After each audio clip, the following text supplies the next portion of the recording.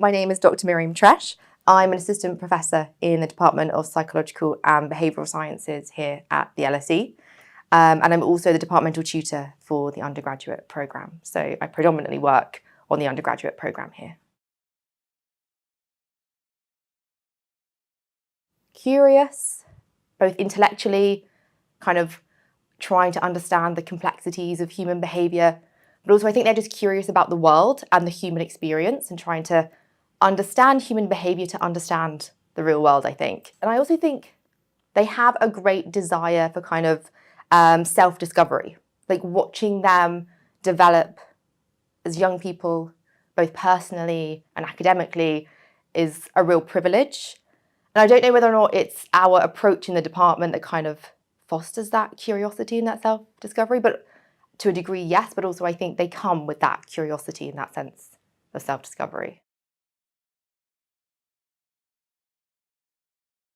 I really kind of think about student voice in two ways. So I kind of think about the more traditional sense, I guess, being representations of students in decision-making processes across the school, you know, at different levels to be able to drive change across courses, programs, and kind of across the school. And I think that's hugely valuable, but I do think it's quite a limited definition of student voice as well. And I kind of also think about student voice as being nurtured by our kind of pedagogical and disciplinary expertise, right? It's the opportunities that students get to be able to articulate themselves, to be able to explore their interests, their passions, to be critical, to think about what their goals are. And they do that scaffolded by our expertise here. I think that's what our role is in guiding and nurturing student voice so that they can really develop themselves as autonomous critical thinkers. It's almost like student voice being that journey of self-discovery in a sense. I think that's how I'd really kind of think about the other side of student voice. So, you know, one question is really, what do you want to learn from us, right? What do you want to learn about in your courses? So, you know, we have even developing our undergraduate program, I think really was quite a partnership with our first cohort, and it continues to be, where we ask them, you know, what is it that you want to learn about? And then we can craft courses with that in mind. And I think that particularly happens later on in third year, where students have got quite a nice idea around what they're interested in and what they want to do. And we can create a whole course, bringing in experts in fields that they want to hear about. Also asking them, what is it that they want to tell us? What do they want to talk about? And I think assessments is where we do that well. So we have a big range of assessments, innovative assessments that are quite open in the brief, and they allow students to explore their interests and their passions from the different perspectives that we offer in PBS. So things like offering our final year undergraduate students a menu of assessments to pick from. So we can say, you know, you've done 2 years and you've produced podcasts and opinion pieces and presentations and essays. What would you like to do in third year? You know, you're interested in climate change. Do you want to do a podcast to talk about that? Do you want to do an opinion piece to talk about that? So we have those kind of avenues. We have kind of reflective avenues, so showcase portfolios where we get students to reflect on their time with us.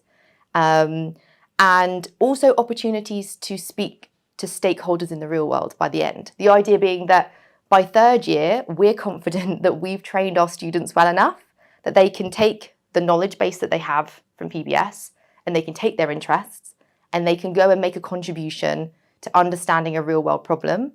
And we're confident that real world stakeholders would be interested to hear what they have to say. It was really helpful that we were able to design something like the undergraduate program from the bottom up. So we could kind of take stock of what are people doing, what's really innovative in teaching and learning, what can we take and what can we use that would be really effective for teaching psychological and behavioural sciences. As we start to scale up our program, there are scalability challenges to some of these sorts of things, right? You have to think about, you have more students. How do you make sure feedback goes out on time with something so innovative where everyone's doing something different? How do you, maintain consistency across different types of assessments, right? Are you ensuring that your students are all meeting the same learning criteria when one's doing a podcast and one's doing an opinion piece? And, how do you kind of have consistency and fairness in that? But I think it's also really important that you have, faculty and PSS who are really committed to student voice through assessment and course development. I think that's what's been really valuable to us, is that we have a department who's really committed to that. I think the notion of kind of partnership and dialogue is something that actually other departments, other academics can integrate that into long-standing programs and courses, right? The idea of actually being transparent with students about why processes and structures are the way that they are, being transparent about the feasibility of making certain changes. I think that's one thing that I think we could pass on and could be integrated regardless of how large a program is, or how traditional the methods are, how long it's been running. I think that's something, that kind of notion of students as partners in higher education, I think is something that could be passed on, and also that notion of kind of transparency in what we're doing. And then I also think, to a degree, some innovation in assessments can be passed on. Providing opportunities for students to take the knowledge that we've given them, that they've gained through being at the LSE with us, and then allowing them the opportunities to apply them in ways that they find really interesting and engaging. Like, an essay is really fantastic. I think there's great academic skills to be gained from essays, but actually, are there other interesting ways that students can express themselves, and departments are still able to assess those kind of critical academic skills? And actually what we find then is that students later on really value the fact that they did get to think about, how do I communicate to an academic audience? How do I communicate to the general public about this sort of topic? How do I do it verbally? How do I do it in writing? So it's really nice that in the final year of the undergraduate, they get to reflect on the process.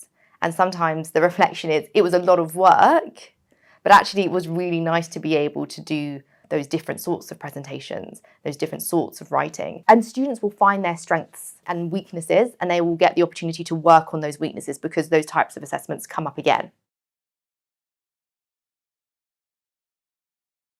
I teach across all 3 years of the undergraduate programme. And I think that's really nice for me to be able to see their journey of self-discovery.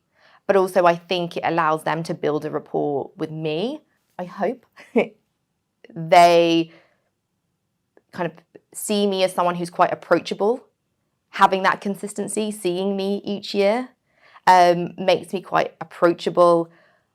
I like to create a safe space for students to go on that journey of self-discovery, to be able to ask their questions in lectures, to be able to explore a topic in their assessments, to come to office hours and ask questions about those. So I like to think I create an atmosphere of kind of, or a safe atmosphere and being approachable. And I think a part of that is maybe being kind of empathetic to the lived experience of students. And I think being understanding, both in terms of understanding the experience, but also I think as a teacher, checking their understanding. I would like to think they would evaluate me as someone who likes to check that they understand. Yeah, that's how I think, or I hope they would describe me anyway.